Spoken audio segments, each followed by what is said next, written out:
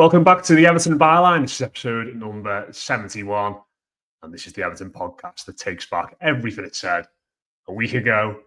I think it was a week ago. Can you believe that? That we were on here, doom and gloom after the Newcastle game. And here we are, 7 days later, and the Blues are on a title charge. How are you doing? It's remarkable, isn't it, how quickly things can change? But I guess that's what you get at this time of the season when the fixture list is crowded. And also what you get in this season of all seasons, given how congested it is. I think we've said on previous shows that you win 2 or 3 games in a row, or I think it's 3 and 4 in Everton's case, and all of a sudden you really are making ground on the sides above. Conversely, if you lose a few, then you're looking over your shoulder a little bit. But just seems so important for Everton to have got those wins ahead of a tough festive period. Anybody that listened to last Monday's show will know that I held out no hope whatsoever of Everton winning at the Upside Down in Bournemouth on well, as it was last Tuesday, and this result on Saturday as well was, I would say, just about as impressive, if not more so, given all the players that were missing. So I mean, huge credit before we start. Huge credit to Moyes and his players. Threadbare squad, but they've somehow still managed to find a way to get results. End of the night, Saturday night in 5th, and I'm rubbing my eyes together. What is going on here? And I probably still not quite worked that out, which is not great for a journalist. Yeah, I genuinely had to go back and check the fixtures before we started recording because I was thinking, was that last week?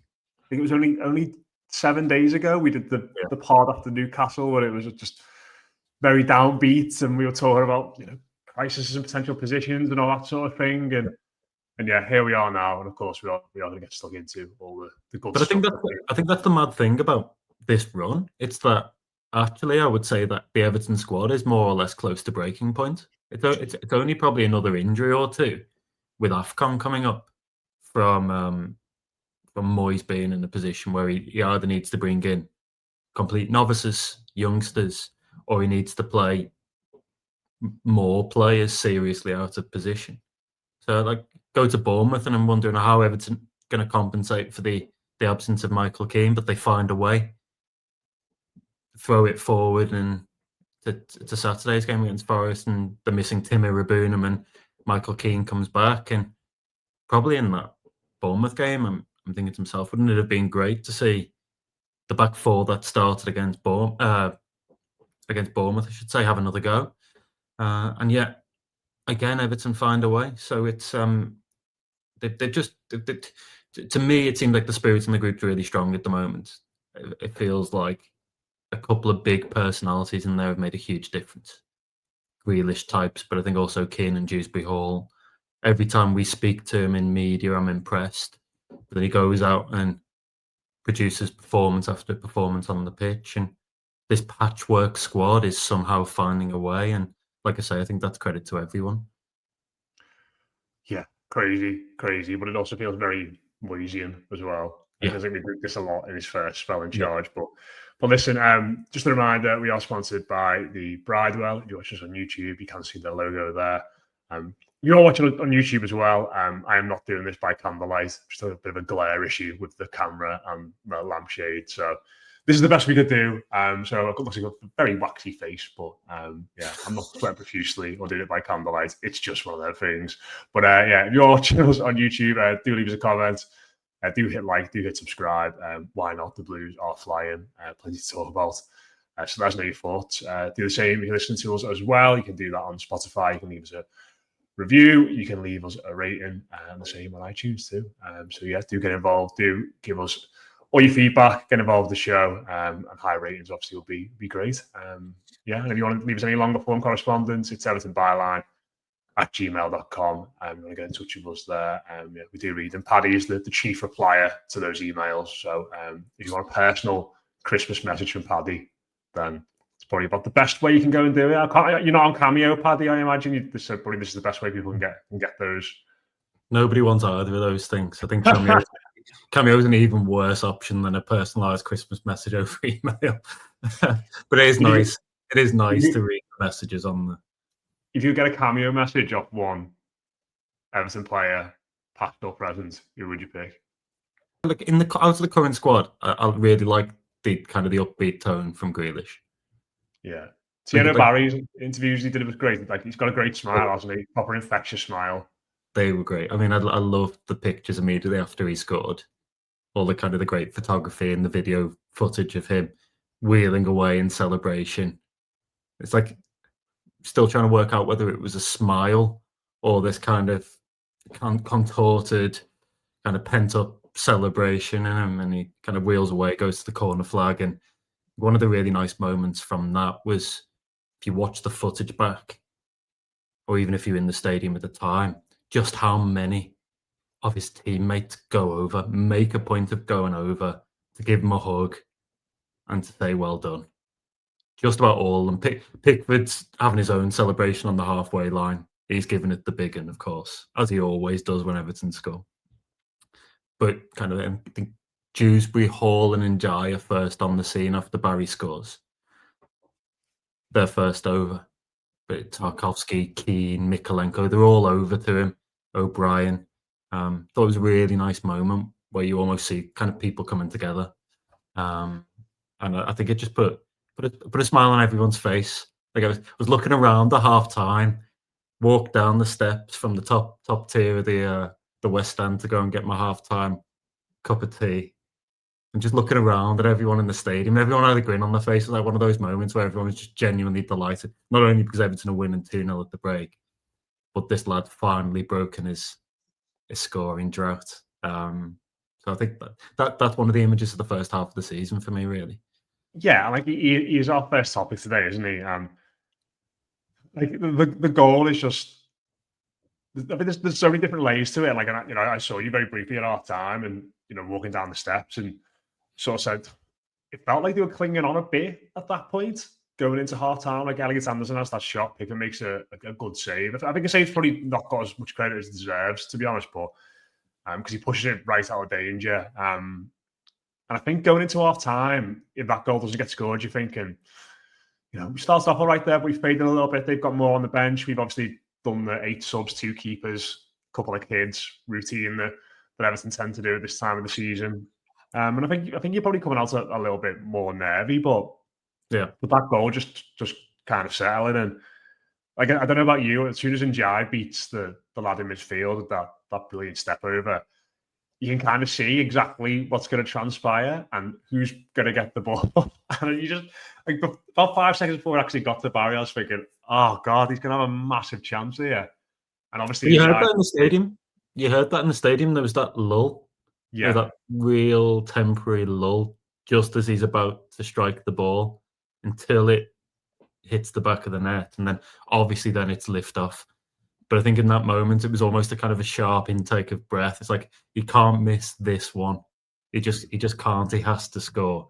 So I think the sense of relief around the ground is palpable. Obviously, for himself, we do need to give Pickford credit for the save. I think you're right to say it's maybe underrated. Not because he saved it in the first place, but I think the beauty of it is that he pushes it out and away from danger when there's at least 2 Forest players in and around the situation who maybe could have got the rebound. But there's no time at all between that and Everton putting the ball in the back of the net. I mean, it's kind of what you want to focus on in this goal, because you can go right the way back to that Pickford save, which was really important. But I actually love Barry's and Ndai's run is fantastic, and probably there's nobody better in the league in that situation. There's nobody that you'd want in that situation more than Ndai right now. Well, can I just jump in there? And we are going to focus on Barry a bit. Like, do you mean in terms of him getting the ball in midfield, or the whole sequence from him getting the ball to from the point at which he picks up the ball? Because I think that bit of his game is something he can improve on a lot. The final ball, like, I was looking at it, like, because he carries it, doesn't he, effectively from inside his own half to the edge of the box.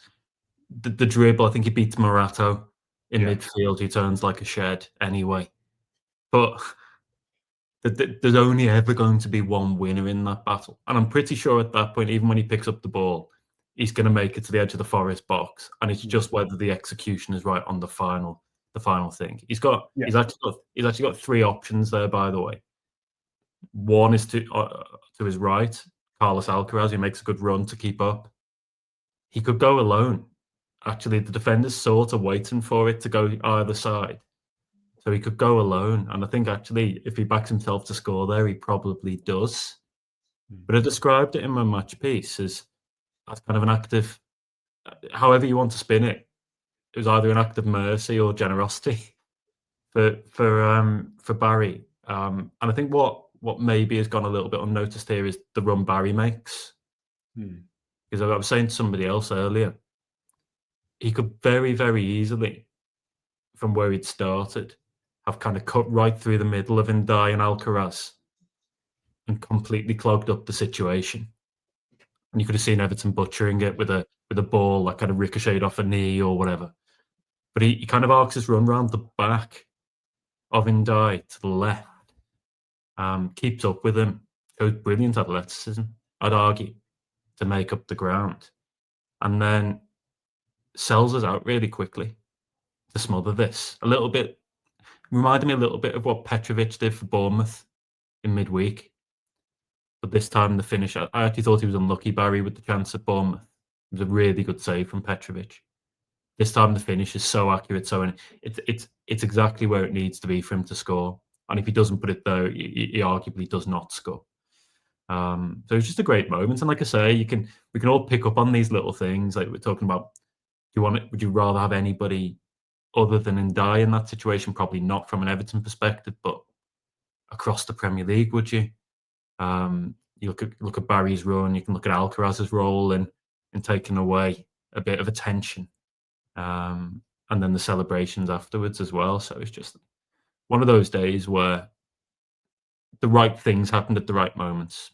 Everton got the early goal against a side that probably has the ability to sit deep and frustrate in the right circumstances. You can imagine an alternative scenario in this game where Forest get the first goal and Everton, a little bit like last season, are pumping the ball into the box against Milenkovic and Morato, trying and failing to find a way back into this. The first goal so important, comes so early on.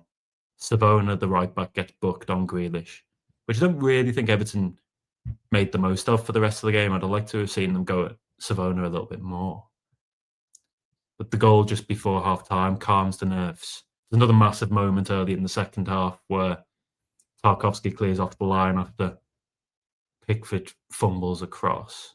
And again, if that goal goes in, it becomes 2-1. It's a different place. The stadium feels much edgy. You don't know what happens. But Everton won all of those big moments.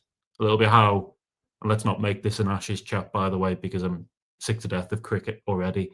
But a bit how, like Everton, England have had sessions in the cricket where they've looked really good, moments where they've looked really good. But Australia, when it's really come to it, and they've needed to win something, a moment or a session, they have done. A little bit like that with Everton and Forest on Saturday, I felt. For my money, Tarkowski's best game for quite a long time as well. Yeah. Obviously, bizarre shoulder charge into Ndai aside. I think that was a yellow, by the way. But a bizarre shoulder charge aside. Just about a perfect day otherwise, wasn't it? Yeah. The point I was trying to make about Ndai is like that's only his second Premier League assist for Everton. And when you think of like the ability he's got and the amount of times he carries the ball, like from those positions and gets into good areas, like, and I know assists can be a little bit difficult because obviously it's not solely reliant on the player who passes the ball. Like obviously he should have had one against Palace, shouldn't he, for Beto's header for that great cross, but Beto misses the header, Grealish. So his first one came this season as well, didn't it? He didn't register one in the whole of last year. And I'm with you. I think assists is a bit of a flawed metric. It's too heavily reliant on the person at the end of the chance putting it away. And we know, I mean, for argument's sake, Grealish lays the ball on a plate for Barry at Sunderland. Yeah. Doesn't get the assist there. But that's not Grealish's problem. It's actually Barry's fault in that moment. I do take the general point, though. I think he can be just a little. I think I love him, he's a brilliant player, but I think I think in those moments of time, you see he's probably more of a forward than an attacking midfielder, and I think there's a sort of distinction between those. Like he is a right forward for us, and he does his best work getting on the end of, he's a good finisher, obviously a really good dribbler, but like his passing and his final ball, I think sometimes be a little bit careless. So I was a little bit nervous because I think of the three options you mentioned, actually, like that might have been the one he actually picks might have been the trickiest one, because like the Alcaraz one is like on his right foot already. As you said, the shot does kind of open up because the defender gambles on one way. So to sort of play it back across, but when it's Barry and he's still trying to chase that first goal, it's the only thing he can do, really, isn't it? Because like it's this huge thing that he's been talking about for a while. But like onto the lad himself, it felt like, again, you go back not too long ago to Sunderland and he gets dragged off the pitch that night after missing that glorious chance.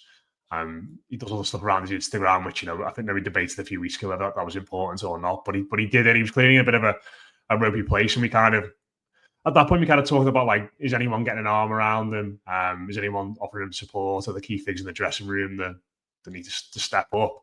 And I think there's been a bit of that, but I think the lad himself really just deserves loads of credit for me. Like Paddy, like, you think he's had tough games since then. He's had games where he's shown his quality and his ability on the ball, but he's also showed games like at United where he's been willing to battle and scrap and kind of sacrifice himself for the team in many respects. And like, again, taking it back to that Sunderland game, it would have been very, very easy for him to go under there, I think, where he's a bit of a running joke, to be honest. Like the shot on target thing, him sat on the bench, that miss, like it felt like it could have really gone bad for him at that point. And for a combination of a few things, but I think mainly through the lad himself sticking at it and showing a good attitude and impressing the manager, he's managed to turn it around. Listen, he's not turned it around yet. It's one goal, and within December, he's a centre forward. But like, to sort of keep his head above water, I think after that Sunderland game has been really impressive, and I think shows, regardless of what you think of him as a footballer and a striker and a finisher,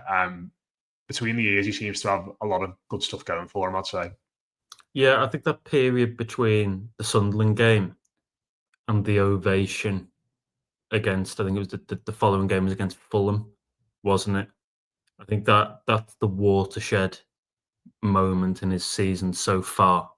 And you're right, Moyes said it himself afterwards. He almost kind of downplayed the significance of this a little bit. He said, it's great for him to score, but he's going to need, I think the quote was like, he won't get another 6 games in the starting lineup without scoring. Oh, I love that so much. It was so Moyes, wasn't it? It's a great quote, and it is like quintessential Moyes. I can't think of anything much more Moyes than Moyesian than that, if we want to go down that path. But I think the realization, having spoken to him, of course, shortly after the Fulham game, and having done that interview with him, I think maybe that was the catalyst, Paddy. Maybe that was it. Yeah. Just a sit down chat with you for a bit. After that, he shouldered one in against Newcastle, which was disallowed. He played well against United.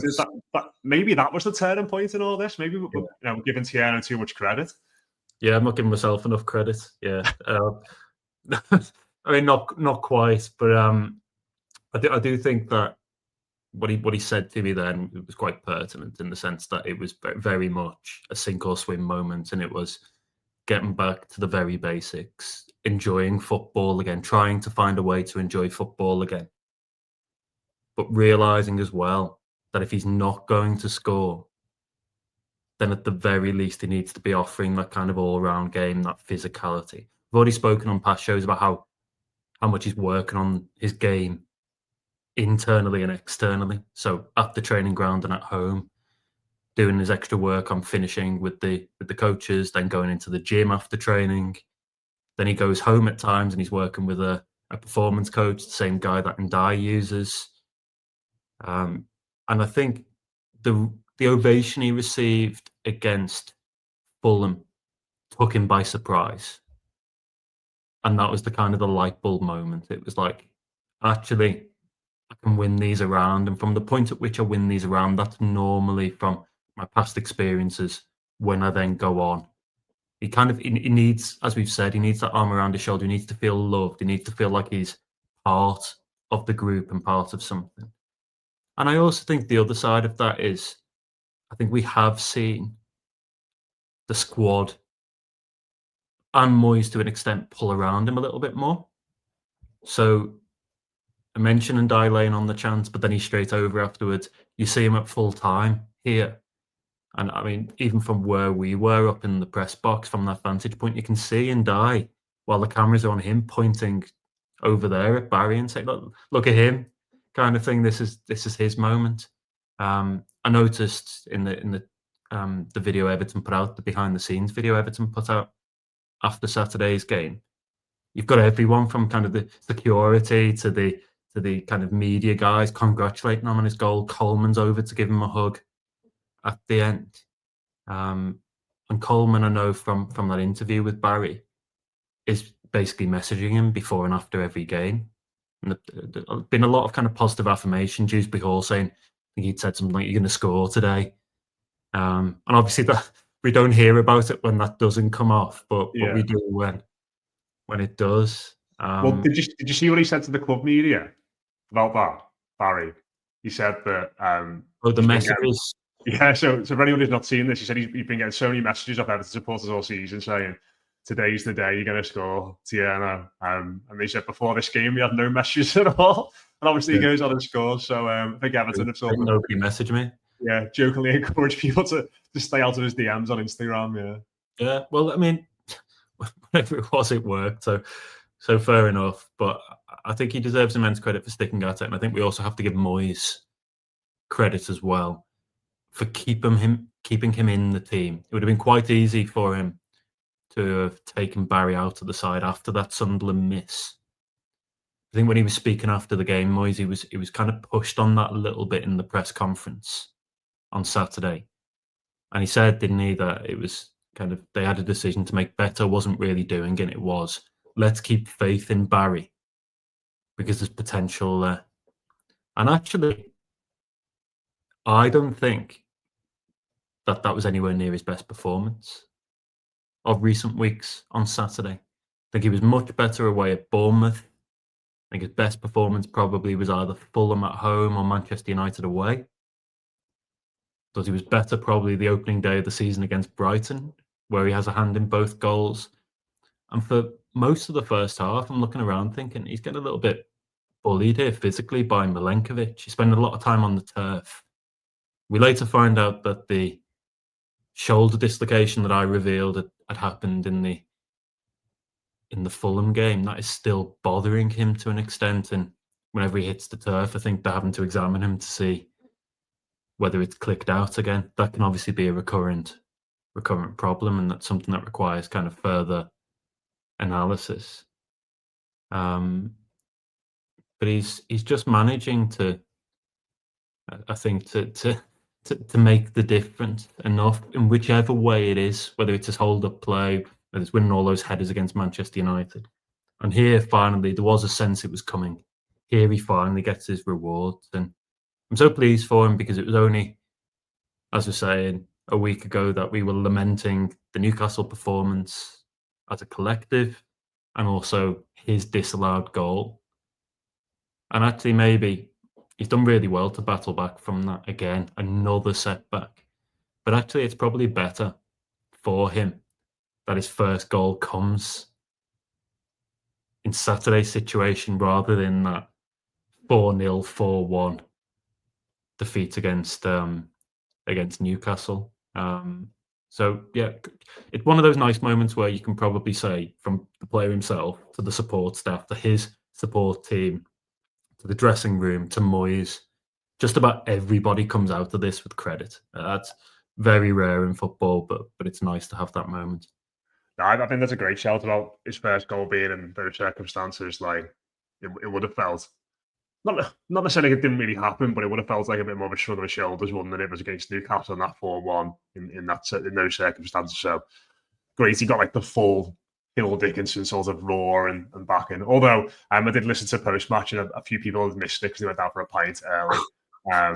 So maybe not everyone necessarily, but listen, great moment for him. You went down early, didn't you?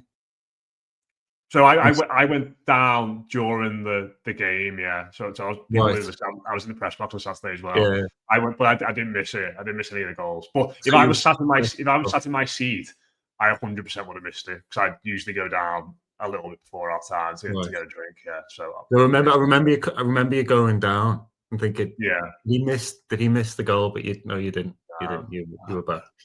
But no, I would have definitely missed it if I was in the South Stand. But yeah, thank goodness I wasn't. Well, listen, those talk about Barry, obviously Paddy, but I thought the best player on the pitch by a mile again on Saturday was Kiernan Dewsbury-Hall. Again, I don't want to keep referencing this Sunderland game, but even after that, so I'm looking at him at times and thinking, excuse me, what have we got here? Like, I'm not too sure. And since then, he's been like a man possessed, hasn't he? You go back to that Fulham game, which he was, again, probably man of the match in, scores a disallowed goal in that. And then following on from there, really, he's just been brilliant. Even in that Newcastle game, he scores a brilliant goal. But, one of the players to come out of that game with any credit, scores at United, and in that game, probably man of the match again at Bournemouth, I'd say. I think he was probably our best player there. And then, of course, at the weekend, sets up the first one, hits the post, scores himself later in the second half. And I think for those first 20 minutes in particular, he was just so good at setting the tone, like taking the ball in tight spaces, driving us forward, being positive. And I think the thing that maybe I didn't realise quite so much about him until he's actually come to the club is that, he's such a physical presence as well. Like, he's always moving off the ball, he's always making runs, but he loves the scrap and the battle and that side of it as well. And there's just a couple of little moments of the weekend which I think sort of symbolise that. There was one in the second half, I think, where it's 2-0. And he sort of goes out of his way to get in the face of the Forest player. I can't remember exactly who it was, but he goes out of his way to get in the face of the Forest player. And there's a bit of a skirmish, and it just takes the sting out the game a little bit and calms things down. There's Morgan Gibbs-White one, isn't there? Yeah, it was that one, yeah. So he sort of makes a beeline for him. He does just enough to trigger a reaction from Gibbs-White. Everyone's up there, and the fans are singing about him, all those sorts of things, And he got the crowd up. It slowed the game down. And then when he scores his goal, he's straight over, isn't he, to the Forest fans who I think will give him a bit of stick about the Leicester connections and obviously the rivalry there. But it was just complete, wasn't it? It was just complete performance on Saturday. The needle was there, the shithousery was there, but the technical ability was fantastic as well, and the physical side of it. And I sort of half jokingly said to you, building up to today, what we're going to talk about, and sort of the topic I put to you was the outside of Rice and Caicedo, is there a better central midfielder in the league at the moment? And I'm struggling. I don't think there's any obvious candidates, is there, at the moment, other than those two that you'd put ahead of him, because he is doing a bit of everything. And go back to that Sunderland game and the difference in the last few games. It's been absolutely seismic, hasn't it? Well, yeah, on current form, was it 3 goals in his last 4, and then if you want to put a 5th game in, it's 3 goals and 1 assist in those 5 games, and they're all kind of big moments. So he obviously scores the winner at Old Trafford. I mean, with the exception of the Newcastle one, of course, but the rest of them are all big moments. Even playing in that deeper role, and I think where we've seen his value so far is in the ability to kind of do whatever the side needs. So at times that's been playing higher, but more recently it's deeper, and he probably adapted better than most people would have expected to that deeper role, showing a bit more grit, helping the side probably in possession a bit deeper as well. I think it's good to have somebody of his kind of nous. He's such a smart player. You talk about physical, being surprised by his physicality. I think it's a really distinct physicality in the sense that it's not like Decore, where he's kind of going to power past people and he's going to knock them over and kind of do that for 90 minutes. He's not going to stamp all over somebody, but he's just kind of in your face, like you say. He's always running, and he does that. The only way I can describe it, he's like a rugby centre. You get what I mean? Like, so it's sort of like he's stocky and bustly, isn't he? But like I feel like he's got like a low centre of gravity, but like a really like strong and purposeful with it. Like it's not like sort of running style or physique you see really on many footballers, is it? No, you're right. He is stocky and he's also mobile. So good to have both of those things in your favour. I mean, the reason Moyes has Moyes loves him, and is, let's be honest, actually hasn't really wavered ever on him this season, at least not publicly, has been because of his ability on the ball as well. I think his belief is that Dewsbury-Hall brings a calm and a composure to Everton's play and just an increased technical ability. And obviously his point of reference there is with the past incumbents that Everton have had in that number 10 role, whether it's Decore or Carlos Alcaraz. So I think his belief is he's kind of really brought the level up behind the striker, and he's also more recently done a job in a deeper position. So Moyes has always been a fan, but I just think it's Everton are at their best when he's combining with Grealish, and he makes such smart runs with Grealish hugging the touchline. He makes such smart runs down that left channel, kind of between fullback and that right central defender, that brings about the first goal on Saturday. But there are other moments where he very nearly, I think he slips Michael Keenan at one point bizarrely for a deflected shot. He's a really classy operator, and he's kind of doing whatever the side needs right now. And I would argue actually his best performances so far have come in that slightly deeper role. I also think, and you get a sense behind the scenes when you're in the tunnel waiting for these players, when you're about to do the mix zone, which we've obviously spoken about a lot. He's been the one that's come out now 3 or 4 times in quick succession, and that's usually senior players that are doing that. I think that's not only because he's performing well, but I think he's actually quite important in the group already. Quite popular with a lot of the squad, seen as kind of a good egg. Popular with Moyes, gets on well with like Coleman, Pickford, people like that in the dressing room. So standout Everton player of the past month. There have been very good performances from others, but he wins an Everton Player of the Month competition probably hands down right now. On current form as good as anybody in the league. That's not to say he is, period, as good as anyone in the league, but right now his performance is warranted. He's in the running both for Premier League Player of the Month and Goal of the Month for his Manchester United goal, and you'd be surprised if he doesn't win at least one of those. You'd say. So I mean, just such a classy operator, intelligent runs, feisty when he needs to be, settles things down when he needs to. The only game where really I felt he got a little bit lost was the Sunderland one. And I think that was just because of that physicality of the evening and the weather, and what was needed on the pitch was probably, in the circumstances, a bit more physicality, a bit more dominance and whatever else. Apart from that, he really, really has been superb.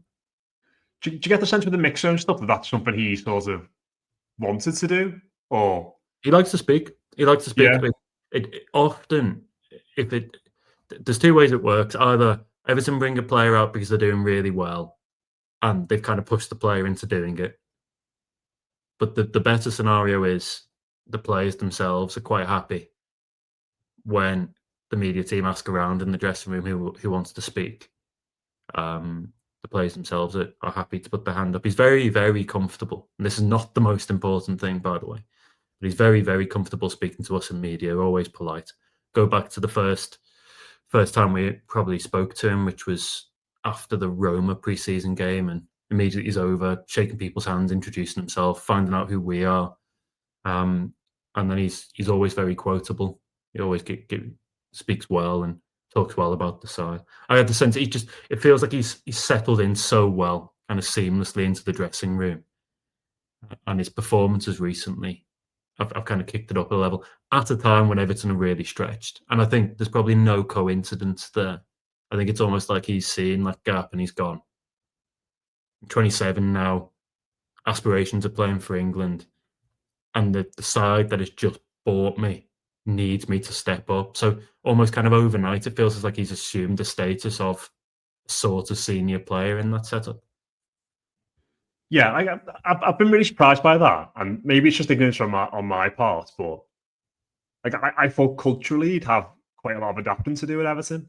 And again, I just thought maybe because he's been at Leicester and then he's been at Chelsea, Listen, maybe it's something as simple as his name as well. Like, he just sounds like he's a posh lad, doesn't he? When you see that name, you think he's going to be a bit of a posh boy. You know, maybe He's not really.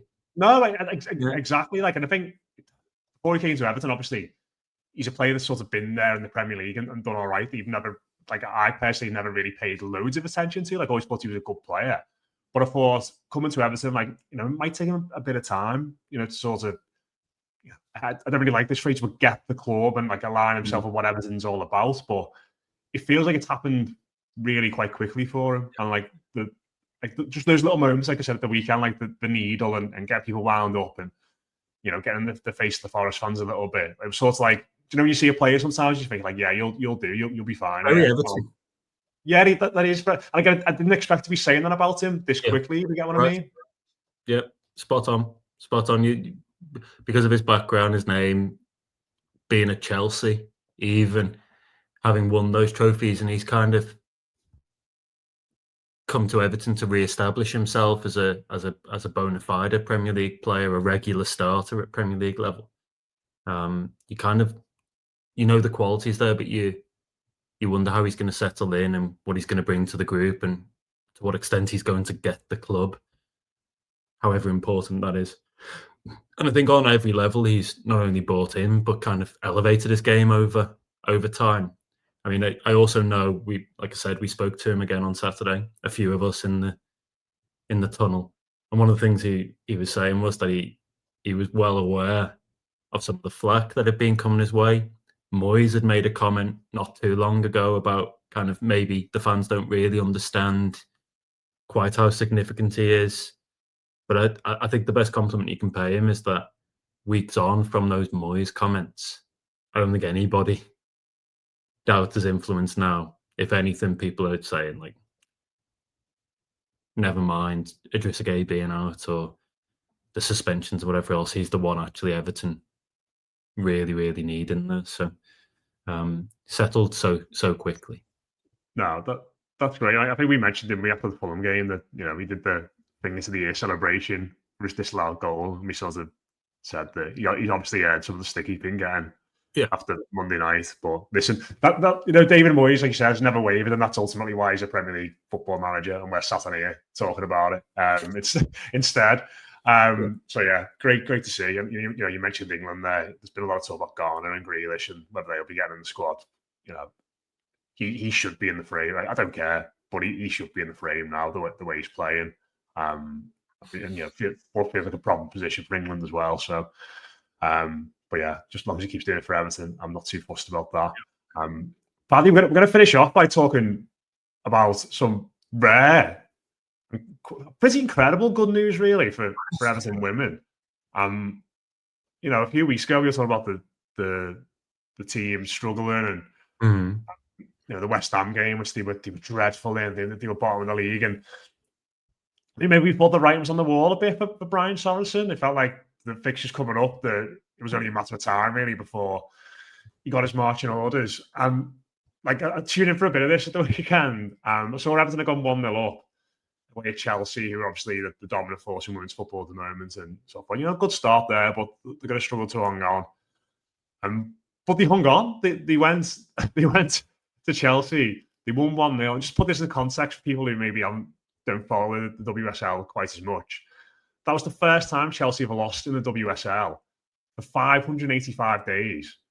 And their unbeaten run, obviously, which came to the end of the weekend, lasted 34 games. And Everton, with all the struggles, all the issues, all the injuries they got this season, went there and won. So an absolutely incredible result, really, Paddy, for Brian Sorensen and the girls on Sunday. Yeah, amazing result. I don't think anybody again expected this. I turned it on at a similar point to you.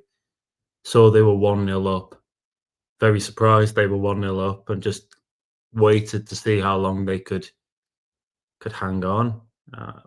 Superb goalkeeping performance from Courtney Brosnan, who is not long back after injury, and I think she's made a big difference. But then also two very good defensive performances from Ruby Mace, who I thought was excellent, and Fernandez, the signing from Barcelona over the summer, who was also very, very good. It was a real backs of the wall performance. I think Chelsea had something like 30 odd shots, 80 odd % possession. Some of that is to do with the fact that Everton are holding a one goal lead, but they've got such quality, Chelsea, that they can bring on loads of new players and create new problems. And you're just wondering how long you're going to be able to hold out. Remarkable victory in the circumstances. Got the luck when they needed to. Things going off the woodwork, saves, deflections, all that kind of stuff. But they deserved it based on how they played and the way they set up. Remarkably, we spoke about the win at Anfield back in August-ish. At the start of the season, that was the first game of the WL season. And this is the women's team's first win since then in the league. And even some of the cup games have been kind of relatively tight affairs. I think they had, was it Forest that they beat on penalties at Goodison? They've still not won a WSL game at Goodison. So Sorensen was really under pressure. I think the club wanted and want to keep faith in him. They believe that he's a good coach, and as they did last season during tough moments, that he turned things around. But maybe what I'm hoping is that he was maybe a little bit more pragmatic on Sunday, and he's maybe learning a few lessons that he can't always just go toe to toe with some of these teams because they got better players and they can punish you. It would only take subtle tweaks with some of the attacking quality Everton have got, and even some of the defensive quality. It would only take subtle tweaks in terms of the way they play the ball out from the back and maybe being a bit more pragmatic for them to start picking up results again. So yeah, fantastic. I mean, what a weekend. You had that on the Sunday. You had the men's first team winning on the Saturday, obviously 3-0 against Sean Dyche's Forest. Sean Dyche, I forgot to mention, changing into his shorts for his press conference in a very cold press conference room. We didn't even talk about his press conference. It's so funny. It didn't surprise me at all, that. And then on Friday night, actually, as sad as I am, I watched the under-18s win in the Youth Cup away at Millwall at the Den. Last-minute goal, I think it was 96th minute winner from Kieran Dewsbury-Hall, the Scottish forward they bought from Partick Thistle about 18 months or so ago now. And a brilliant run to set it up from Demi Akarakiri, the midfielder, who I've mentioned in a few athletic pieces now, but just go and look at the run, the turn to win the ball, and the composure to set up Loney for his finish. When you wrap all that together and you think about that 3 or 4 day period for Everton, it's really quite something. So nice to be able to talk on these shows, Matt, to return to the optimism. Great goal by Braden Graham in that game as well. Should probably mention. Class. He scored 2, didn't he, I think? Well, he did. I mean, the first one was basically the goalkeeper dropping the ball on him and it kind of hit him and rolled into the goal. Don't think he knew a huge amount about it, but the second one's on his left foot. I think it's on the half volley. Just trying to remember it, but I think it's on the half volley. He hits it on 10, doesn't he? Like really smart finish, yeah. Smashes it on his weaker foot into the top corner. He's such a good finisher, such a good instinctive finisher, Braden Graham. And yes, I know people will be saying, get him in the first team squad and whatever else. Under 18 football is a million miles away from the Premier League, but he does have finishing ability, and that counts for an awful lot. Yeah, just finally on Dyche's press conference, just very funny the way the gags themselves were not very funny, but very funny. He made the same gag about the microphones and the drinks twice. It was sort of like, do you know Paulie Warrington, The Sopranos, where he has to nudge somebody and tell them the joke again so they laugh? It was a bit like that. It's like proper roll your eyes moments. But well, there were a few moments like that. Obviously, when he was at Everton, where he'd tell the joke and nobody else really got onto it, or nobody else really laughed. And I think at one point he'd said, like, "That was a joke, lads." Kind of, you meant to laugh at this. And there was another one where I think he'd made a joke about Dan Juma on a jet, and then at least one of the media outlets had written up the quote, and then he had a bee in his bonnet about that. So quite funny to see him back. And I think one of the things I used to do when he was Everton manager is because he would so often revert to the same language, the same kind of post-match kind of discourse. I would always kind of predict what he was going to say before he came into the room, and we'd have a bit of a chat about it while we were waiting for him. And on Saturday, I just thought it's nailed on that he's going to be talking about the lack of edge here, the lack of feel, as he puts it. And then he says it within probably within about a minute of his answer. And I think it was in the third row, relatively central in his eye line, just trying to stifle the giggles, just trying to find a way to make it through. And then he talking about the hard yards and everything else. I was like, I've been transported back to a different, altogether more somber time. Yeah, I'm not saying this with any malice, but it was just so funny. Like from afar, like his little mannerisms and stuff are just hilarious. Like, very, very funny stuff from Shaw. He got a nice little clap on his way in, didn't he? So that's kind of nice. And you know what? I don't begrudge him that at all. No, not at all. No, I still think I go back to the shows we did shortly after he left, in acrimonious circumstances, actually, leaving a bit of a sour taste here. But I actually think that leave that aside for now, and you focus on the job he did, certainly in his first kind of 12 months or so, where he kept Everton up in the most difficult of circumstances and managed to just get them over the line. I think he deserves credit for that. The end was not good. The performances at the end were not good. Fully aware of that. But I actually think history will remember him as the kind of the guy for that moment around the points deductions and everything else. He just managed to get Everton over the line. I think that's really important in terms of where Everton are now. Yeah, 100%. Couldn't agree more. And we will wrap it up there. Listen, they've gone to Old Trafford and won. They've gone to Bournemouth and won. They've vanquished Dice. The Girls have ended the longest unbeaten run ever in women's football. Can Everton's men go to Chelsea and finally end that long run? I think it's probably our longest winless run at any ground in the Premier League, isn't it? 94, yeah. So yeah, listen, why not? Why not? There's no better time to do it the way we're playing at the moment. So let's hope that next week we're back again with another positive upbeat podcast talking about Everton's charge up the table towards those European spots again. Just a reminder, we are sponsored by the Bridewell. If you're watching us on YouTube, do leave us a comment. Come on, let's have loads of comments this week. Everyone must be buzzing about the Blues at the moment and how well they're playing and all that. Is Dewsbury-Hall the third best midfielder in the league at the moment? Let us know your thoughts on that. If he is, he can't be far off. If he isn't, are they allowed to say he's better than the third best? What do you mean? Do you think he might be better than Rice or Caicedo? People can say whatever they want, Paddy. Within reason, obviously. Let's set the parameter at third or below. Let's say, is he the best? Is he the best player in the world? Is Dewsbury-Hall the best player in the world at the moment? Let us know your thoughts on that. Seeing as Paddy is feeling very positive about things. And yeah, anything else as well, do hit like, do hit subscribe, like I said. On Spotify, leave us a comment, leave us a review, and on Apple or iTunes, or anywhere else you're listening, do leave us a rating and a review there too. We'll be back again next week, like I said, after the game against Chelsea. Hope everybody has a great week. Up the Toffees.